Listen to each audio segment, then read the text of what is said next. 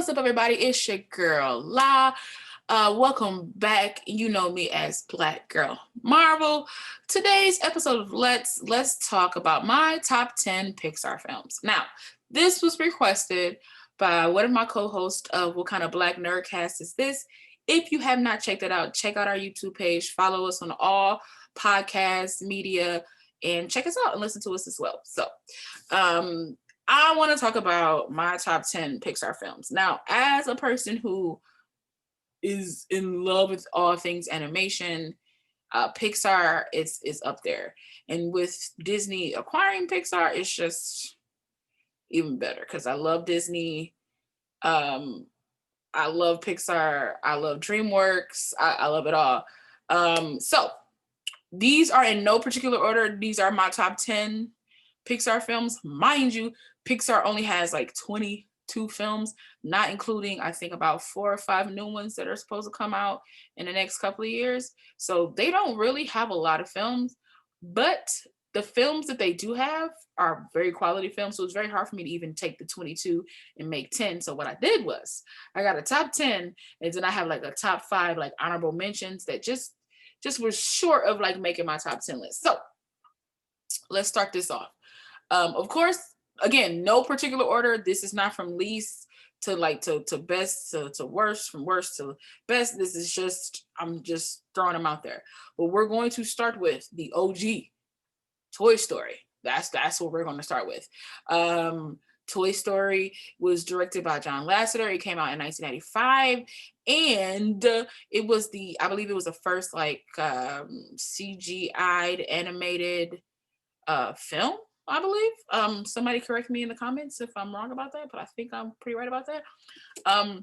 Toy Story was all about Woody and Buzz Lightyear and Andy, and how toys come to life when we like pretty much turn our backs, and then they have all this other world going on. It was literally a Toy Story. So you get it? Because I just got that a few seconds ago. But anyway, Toy Story was hilarious because not only did they have great acting, voice actors, you had Tom Hanks, and I don't know why his name is eluding me right now while I'm making this. But you have I cannot remember his name, and it's killing me on the inside. But plus he's a Michigan native too, and I'm just like I'm blanking on his name again. Somebody in the comments, please tell me his name because I'm blanking on it. But it's a great film. I remember this film came out in 1995. I forget how old I was in 1995. I think I was like 8 or 9 in 95, and I used to think that my toys talk to each other when I left the room. So I would strategically place my toys in a certain way so that they would talk to each other.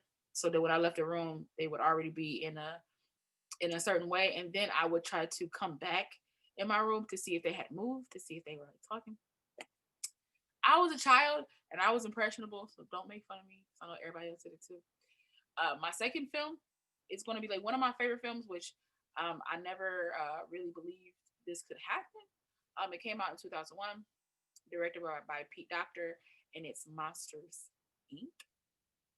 Monsters, Inc. is one of my favorites. It's downright hilarious.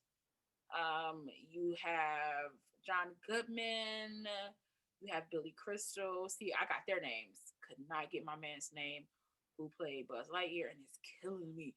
But Monsters Inc. was all about like the monsters that scare us, like this that's in our closets or underneath our beds and scaring us for like profit. They were scaring us for like screams, and these screams powered their world. And if you really think about this film, you can go a little deeper with this film. And this film could be like a horror movie, because why do our screams like fuel their like their lights and their livelihood? Like that was very interesting to me. It could be taken a little bit darker, but they made this like a really light film. The character of Boo was super cute, and the idea that there's billions of doors to walk through is just a great film. And it was hilarious because you can't have a film with Billy Crystal and not have some great jokes in there. So, you know, uh, my next will be The Incredibles. I know a lot of you were like, if she don't say The Incredibles, then she's dead to me. Hopefully, I have been brought back to life with The Incredibles. The Incredibles was directed by Brad Bird, came out in '04, and I think it was like up until this point, um the films that were released by Pixar were, and this is in order of when they were released, it was Toy Story, A Bug's Life, Toy Story 2, Monsters Inc., Finding Nemo, and then The Incredibles. I think up until that time, they came out with some, like, everybody was like, ooh, Toy Story is like amazing. And then, Toy Story 2, everybody was like, that's great. Finding Nemo, Monsters Inc., Finding Nemo. But I think The Incredibles changed, like, made Pixar what it is. Like, that's just my personal opinion, because The Incredibles not only had like a nice family, but it was a family of superheroes, and it took place in, like, I think The Incredibles takes place in like the 60s or something like that, but it feels very now. I love The Incredibles. I love anything with like powers and like X-Men, Fantastic Four-ish type film this was. The music was by Michael Giacchino, and he makes great music. Nothing against Randy Newman. Randy Newman actually did the music for the first 4 films of the Pixar like start. So like Toy Story, A Bug's Life, Toy Story 2, and Monsters Inc. Randy Newman did all the music for that. So the guy that's saying "You Got a Friend in Me" did the music for all 4 of those. So like he's extremely talented, and he's done music for them throughout their run. But Michael Chicano, I remember he did the theme song for Alias, the TV show with Jennifer Garner. He did the theme song for that, and some music within it too. So I like Michael Chicano. The Incredibles music was like, it with like every scene is very innovative. I dug it. And The Incredibles on itself was funny. That Frozone bit where it's like, where's my super suit? That's hilarious. So like The Incredibles is, I don't want to say it, but I'm gonna have to say it. The Incredibles is incredible. Okay. So yeah, y'all can write me off. It's fine. I still love me. That's all that matters. My next pick will be, I think, a friend of mine, actually, another co-host on the Wakanda Black Nerdcast is this. Check it out. Um, Chaos, I believe he has not seen this movie. This movie was also directed by Brad Bird and came out in 2007. It's called Ratatouille. And I think Chaos doesn't like this because it's a rat around food, and he's like, he feels type of way about that. And Michael Giacchino also does the music for this too, which is, but I love Ratatouille because it's a great story about anyone can have a dream and anyone can succeed at that dream. Like, who would have thought a rat had that dope of a cooking skills? But it also shows that, like, even if I have the skills, I still need help. And he still needed, I believe his name is Linguini, I believe, to help him kind of become the cook and the chef that he wants to become. And I don't know, it just makes sense to me that a rat would have a great palate, you know? I feel like rats, possums, people say they eat trash, but they might have like the best palate. And I thought it was a great way to put that that type of fact about rats, that they eat trash. Like, you kind of flipped it, so you made it so like he grew up in a family of just like uncultured rats who just eat anything, and it's just this one rat that puts puts all this like love and thought into his food. Like, I just thought that was great. Kind of like if like a world famous chef was like, they created, like, made them into a rat, like they would still have all those sensibilities of like, well, no, if you sprinkle this on this and put these together for a burst of flavor, and you got other rats just eating stuff that's been, dead for years. Like, I don't know. My next pick, this film was directed by Andrew Stanton. Andrew Stanton he also directed Finding Nemo. This film came out in 2008. and it's called Wally. I'm working on my accents. You feel me? Wally is pretty much like a silent film. There isn't a lot of speaking. It's all about, if you've ever seen, what's his name, Johnny Five. It's a film that came out a long time ago. I'm aging myself, but who cares? This film is kind of similar to it, just like animated and very relevant to our time now. Actually, this movie was created in 2008, and it's about how humans have destroyed the world so much to the point that they had to get into a ship and that simulates the atmosphere of Earth.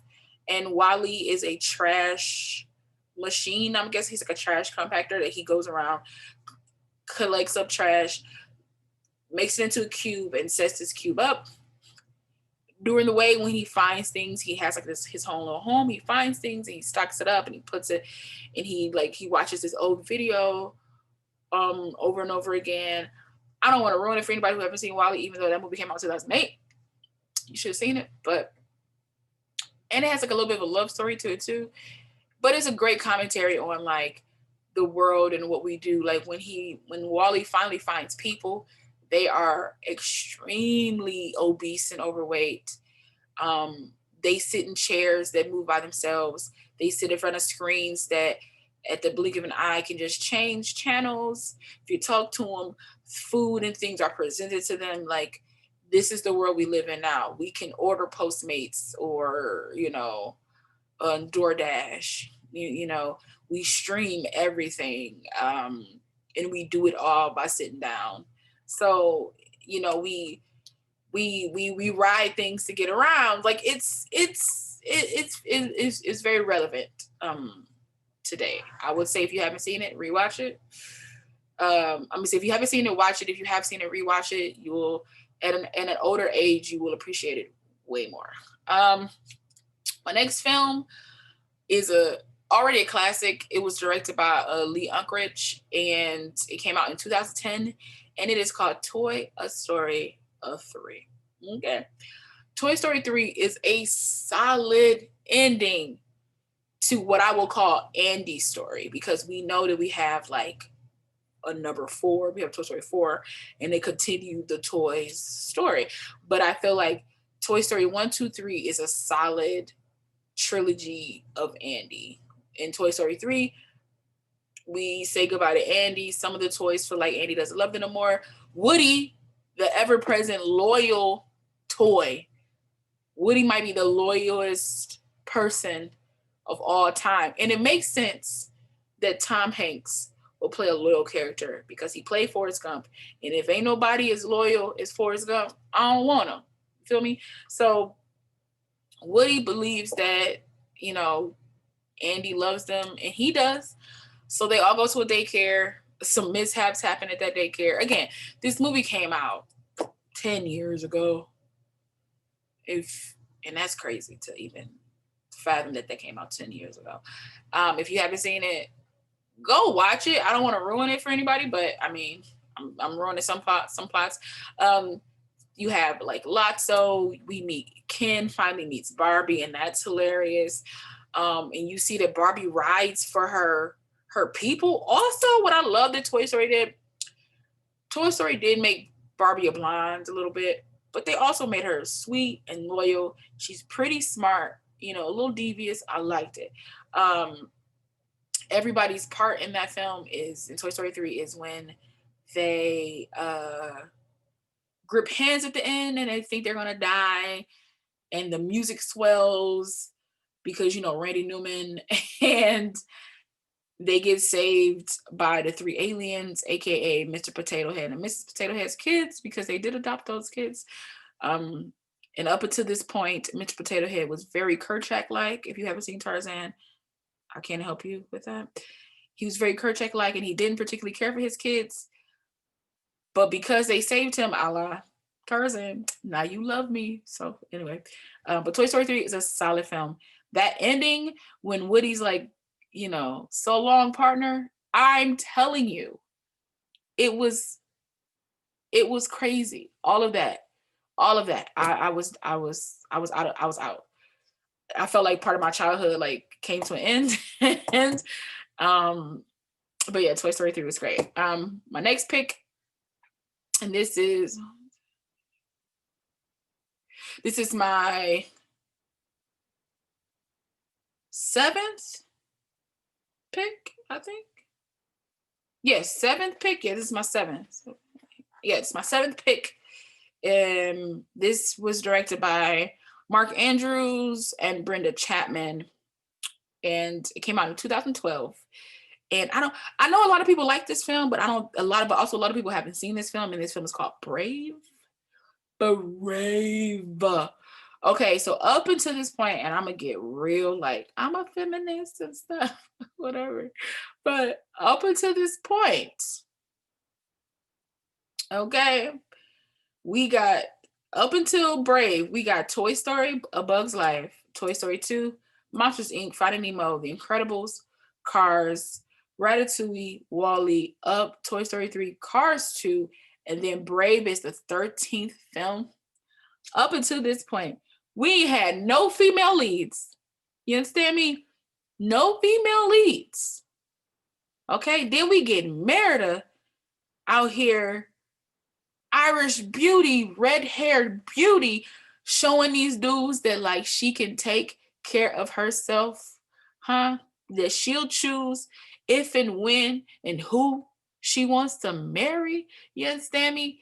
Merida was out here. Now, I believe 2012 was like the resurgence of like the bow and arrow, you know, because not only did we have Arrow come out, I think a few years before it, we also had the Hunger Games come out around this time. We had Katniss, and then we had Brave. So it was like in a resurgence of like a bow and arrow type of deal.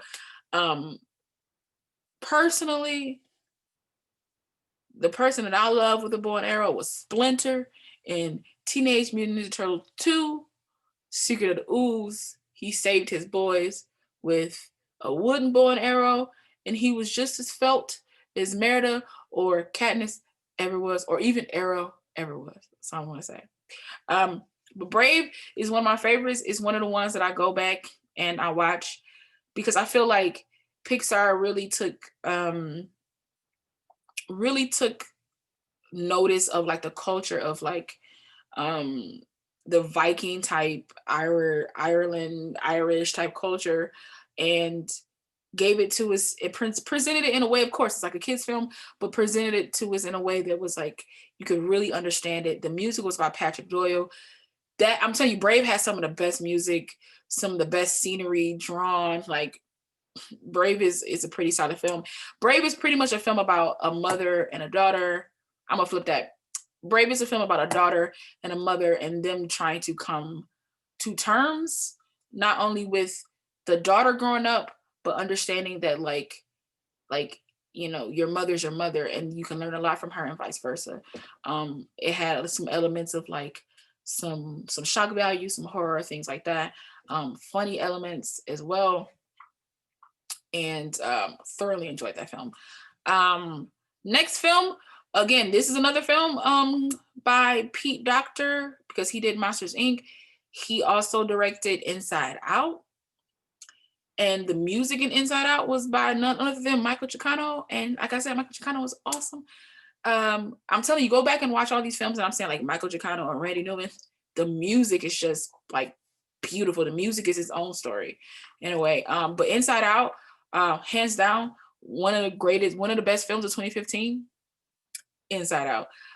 It was a story about Riley, but it was more so about her feelings on the inside.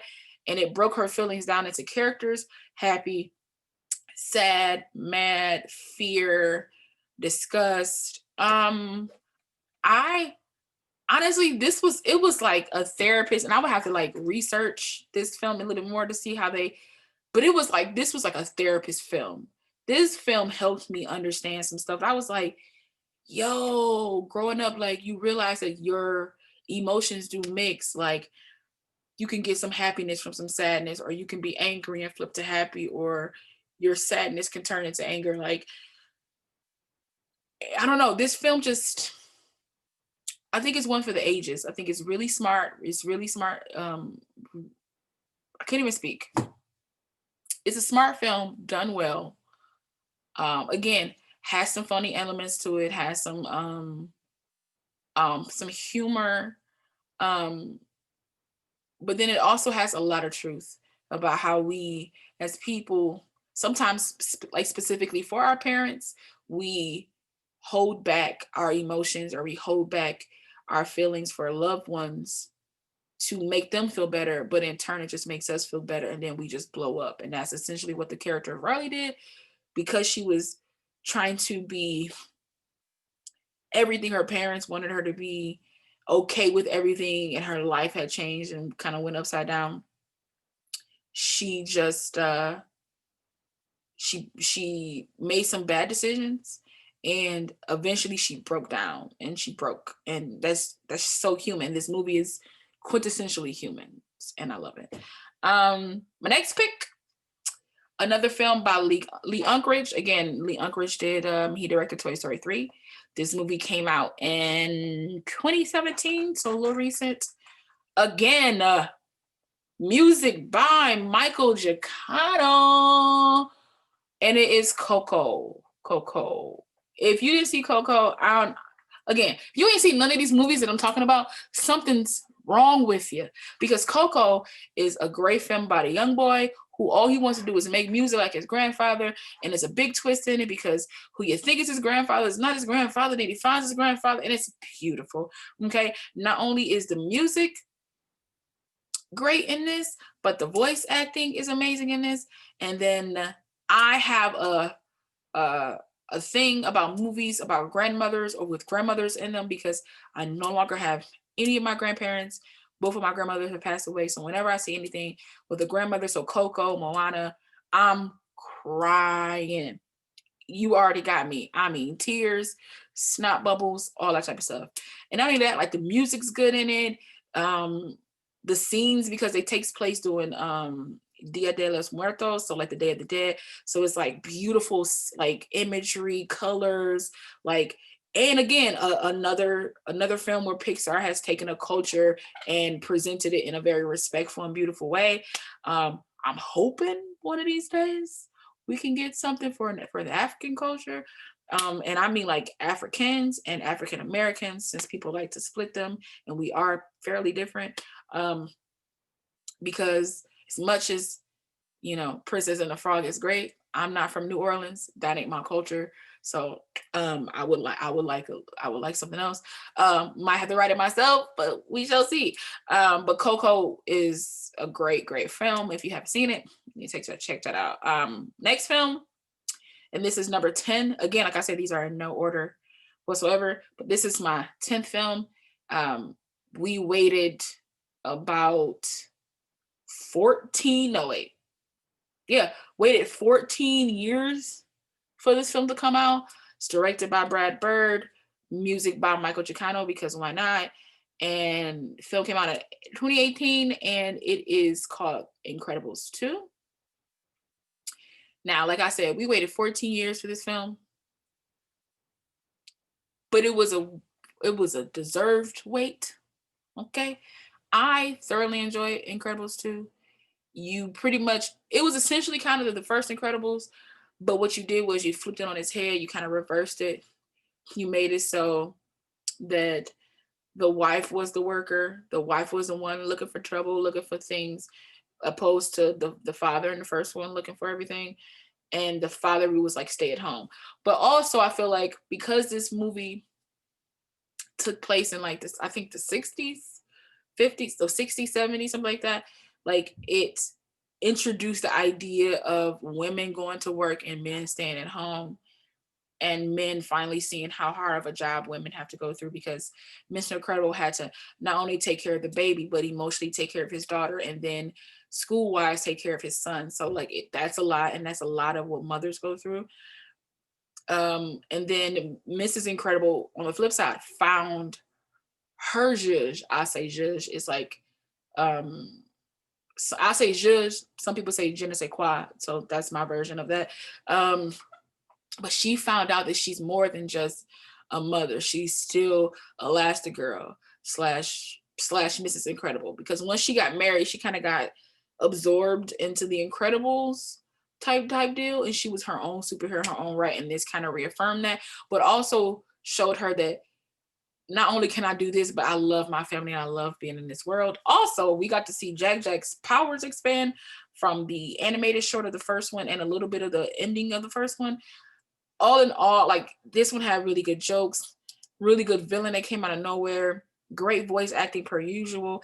And I implore everybody to rewatch Incredibles 2. And whenever Jack Jack is in a scene with other people, do not focus on the people, focus on Jack Jack.